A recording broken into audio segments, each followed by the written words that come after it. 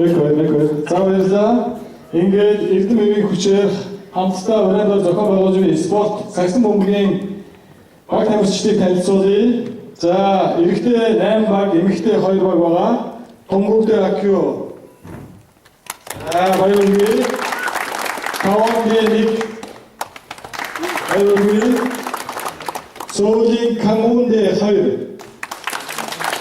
여기 거래대학교 아이러니 안도박 아이러니 조철학생 강원대 릭 강원대 서울 자 서울이 강원대 서울 릭은 자 한림대 자 MBC 친구들 조철학생 강원대 아이러니 자, 조천학생 한림대학교 인터시고 나왔습니다.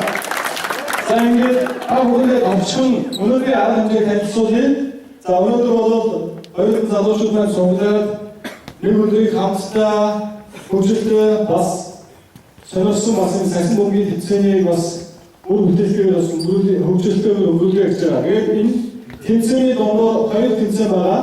Нэг нь Осло хотын тэмцээн, нөгөөх нь Говийн зайн шилжилтийн тэмцээн. За Ослогийн тэмцээн маань та бүхэнд дөрөв журмыг танилцуулж нэг баг 8 өдрийн бүрэлдэхүүнтэй байгаа. За та бүхэн бие бинийгээ таньдаг гэдэг утгаараа нэг баг болохгүйгээр биеийнхээ жингийн одоо хайцаагаар нэг баг болох учраас та бүхэндээ бас урьдчилан танилцуулж Ослогийн тэмцээн 8 өдрийн бүрэлдэхүүнтэй 4 охин эсвэл 2 охин энэ хамгийн гол нь бас октод зөөр байгаа учраас 2 охин 6 байна эсвэл 4 охин 4 байна гэж үүдээс за тэгээд Ослогийн тэмцээнд 90 кг-аас дээш чимтэй нэг хүн байх хэрэгтэй нэг 80 кг-аас дээш гэж 80 кг-аас дээш чимтэй нэг хүн за 80 кг-аас доош чимтэй 2 эмэгтэй хүн за хич шиг багийн хойлол хийн гэхдээ сургуулаараа болохгүй холилдоод бие биентэйгээ сайхан танилцах үүднээс энэхүү тэмцээнийг зохион байгуулж байгаа. За сагсан бөмбөгийн ур чадварыг нэмэгдүүлэх үүднээс Говийн зайн шилжилтийн тэмцээнийг зохион байгуулж байгаа.